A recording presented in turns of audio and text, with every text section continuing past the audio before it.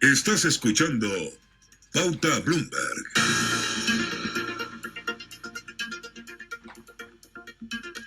Veníamos hablando de esto ya en el primer bloque. La semana pasada se dio una polémica que llevó a algunos parlamentarios a explorar la opción, incluso una acusación constitucional contra el ministro de Hacienda, Ignacio Briones. Esto por los datos que solicitó la superintendencia por el retiro de los fondos previsionales. Y para hablar de la privacidad o de la publicidad de los datos, ¿quién mejor que Antonio Díaz, gerente general de Anholster? Antonio, muchas gracias por acompañarnos hoy en Pauta Bloomberg.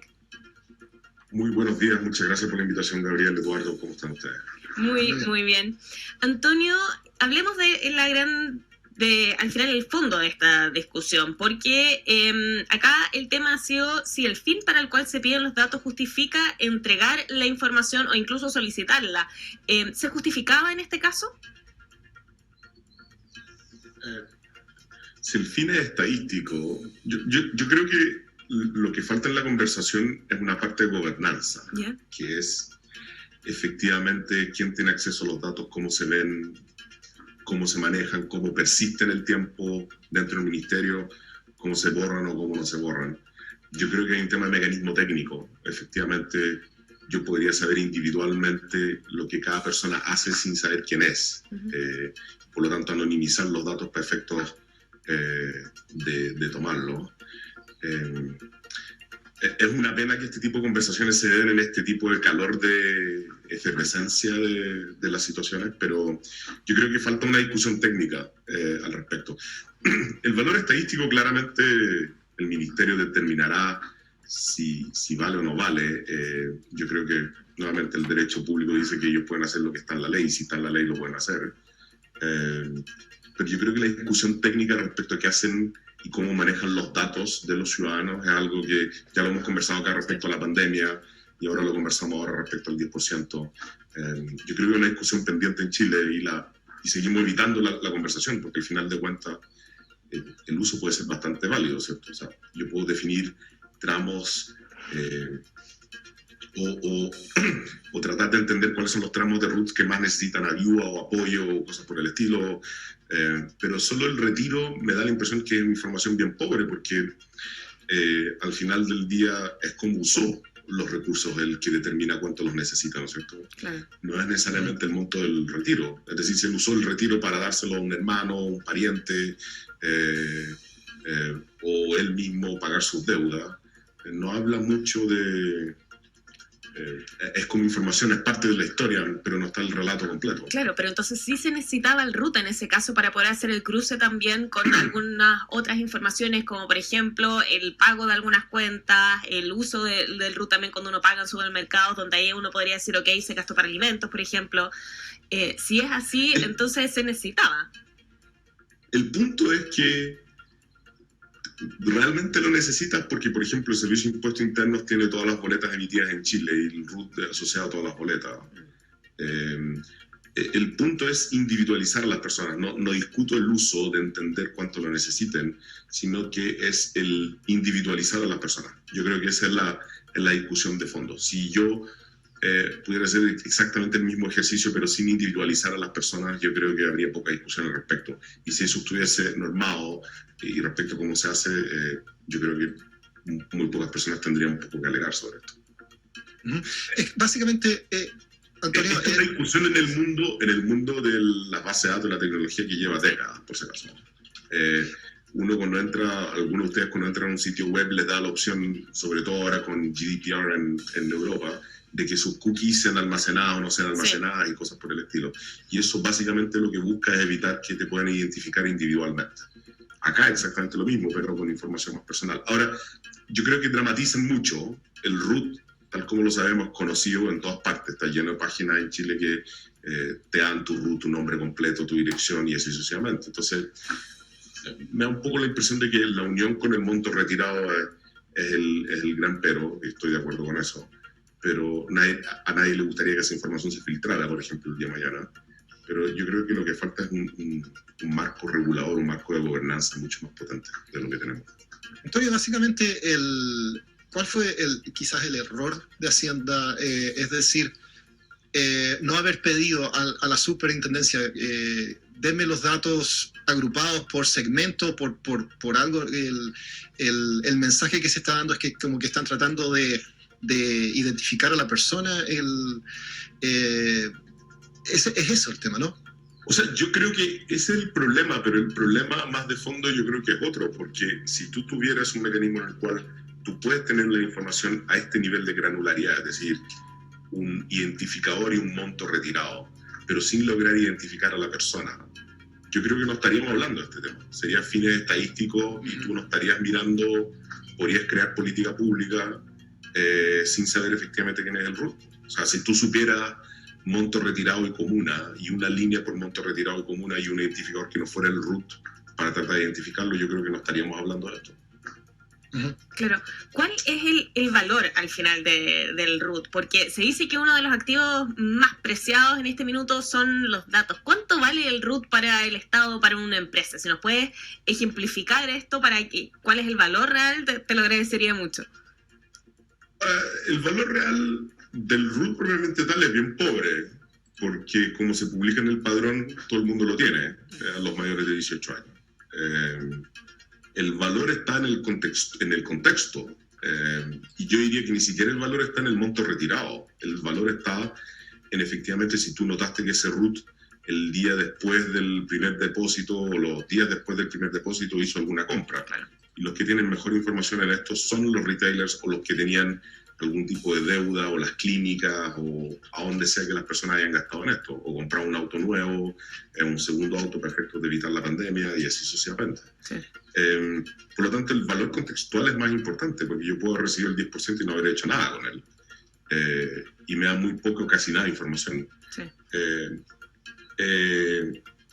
Yo creo que los que tienen mejor información en Chile de esto hoy en día son claramente los colegios, colegios, universidades, centros de formación, los servicios médicos y el consumo en general. Ellos son los que tienen el contexto más profundo de cómo la gente gasta sus recursos. Claro, ¿Y te parece, qué te parece, disculpa Antonio, ya que se está hablando de acusación constitucional?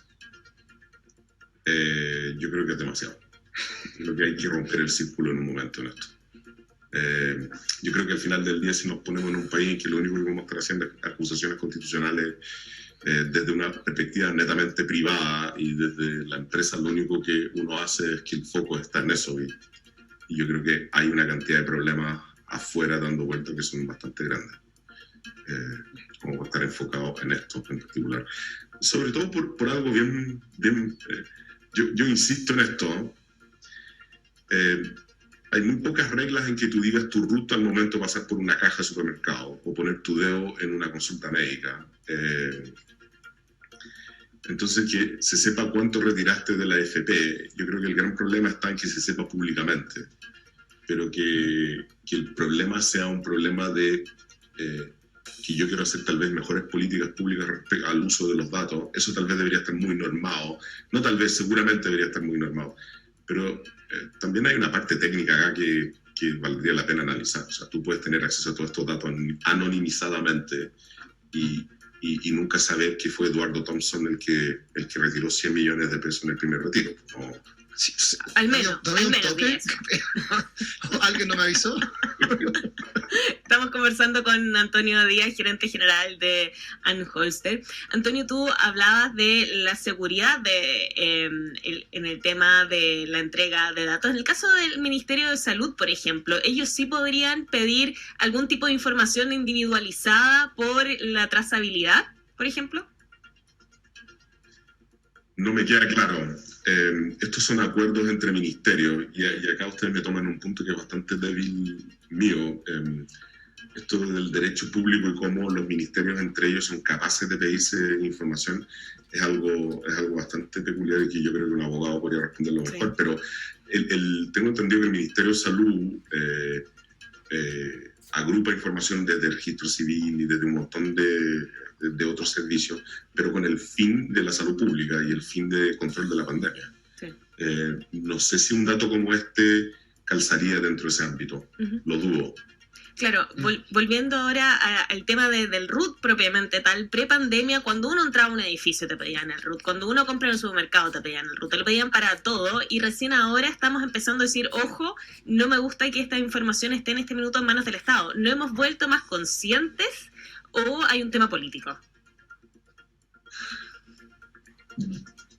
Yo creo que el que el Estado haya tratado de hacer programas sociales como los que hizo a través del Servicio de Impuestos Internos, el uso de la clave única como factor de poder meterte en cada uno de estos programas, ha hecho que la gente sea más consciente con su RUT. Ahora, yo creo que el RUT es lo menos peligroso que hay respecto a toda la información que está en un teléfono. O sea, yo creo que el RUT es una alpargata al lado de eso. O sea, dónde tú estás, cuáles son los caminos que tú haces todos los días, dónde tú vas a comprar, todo eso está efectivamente dentro de las aplicaciones que tú usas y esa no tiene ningún control por parte de ningún organismo público el día de hoy. Yo soy cauto respecto al valor del RUT. Insisto, el contexto es mucho más relevante que el que yo sepa cuánto retiró qué persona, sino en quién lo está gastando o no lo está gastando. Ese contexto es mucho más valioso que propiamente tal el RUT y el valor del monto gastado. Se le da dramatismo porque es el RUT, pero también al mismo tiempo yo muchas veces no logro entender por qué, y en particular las organizaciones que están muy en pro de la privacidad de los datos, y yo estoy absolutamente en pro de ellas, pero para mí es un escándalo que el padrón electoral se publique como se publique. Y en paralelo, o sea, a mí también me gustaría que el Estado hiciera mejores políticas públicas y para eso necesita datos.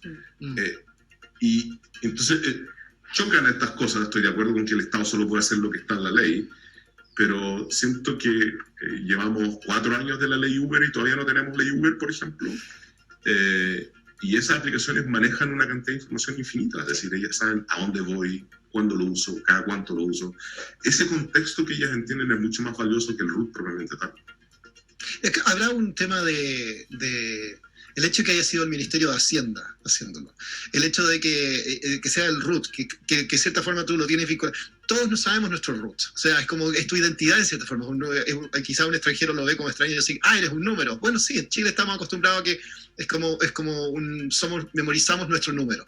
Y no sé, el potencial de que se haya usado como para avergonzar en público. Quizás eso explicaría esta reacción tan negativa de la gente contra que haya sido el Ministerio de Hacienda en hacerlo. Pero es una caracterización eso, ¿no es cierto? No sé, estoy diciendo una caracterización porque estoy tratando de pensar por qué un político es tan, o por qué cierta parte se agarran de esto y hasta gritan, dan el grito en el cielo, ¿sí? Porque hay que tratar de quizás interpretarlo como que la oposición ve como que le están dando en el plato una bandeja así, podemos pegarle al gobierno de nuevo con otra cosa más. Mire, otro... Yo voy a decir algo que es muy majadero, pero voy a insistir en esto. Nosotros como chilenos queremos que el Estado funcione bien, que sea eficiente, que cuando ocurren pandemias como esta logre entregar todas las cosas y toda la ayuda en forma súper correcta y directa. Pero eso viene con un capital humano detrás que sepa manejar los datos y sea capaz de entregar información para ejecutarla. Entonces, el problema que tengo con esto es, nosotros queremos que las cajas se entreguen bien y se entreguen rápido, pero yo no quiero saber quiénes viven en qué dirección. Es imposible, el problema no tiene solución. Entonces, nosotros vamos a tener que en algún momento saltar y unir estos puntos y armar la figura global. O sea, el típico jueguito que uno tenía cuando chico, que juntaba los puntos de mayor a menor y lo iba uniendo. Pero acá da la impresión de que si no queremos saltar y efectivamente tener una discusión seria respecto a cómo puedo tener los datos de todos los chilenos en el Estado, en forma segura, minimizando las posibilidades de fuga, con anillos de seguridad que permitan que esto efectivamente no sea mal usado y poner penas para quienes lo usan incorrectamente de forma bastante drástica, vamos a seguir en este contexto en el cual no vamos a poder hacer política pública basada en datos, vamos a hacer política pública basada en yo creo, yo pienso, etcétera. Sí. Pero estoy de acuerdo contigo, o sea, usar así como el concepto de que yo tengo los datos y puedo decir quién sacó y quién no sacó, claro, muy peligroso. No veo un futuro político brillante a alguien que haga eso. Pero al mismo tiempo me pregunto a mí mismo cómo logramos hacer mejor política pública basada en los datos si es que no tengo acceso a los datos. Entonces, hay mecanismos técnicos para hacerlo, pero ¿cómo que no los estamos haciendo? Seguimos dentro de un contexto bastante cavernícola de manejo de datos que pasan en los roots y los montos extraídos. No necesariamente necesito eso. Claro. Antonio Díaz, gerente general de Anholster, muchas gracias por habernos acompañado hoy en Pauta Bloomberg. Muchas gracias, oye, Eduardo. Espero tu invitación al asado por esos 100 millones que retiraste. Oye, yo el tope no me dejó. Está muy complicado, está muy complicado. No puede. Que esté muy bien, Antonio. Que estén bien, ¿ah? Un agrado. Chao. Esto es Pauta Bloomberg.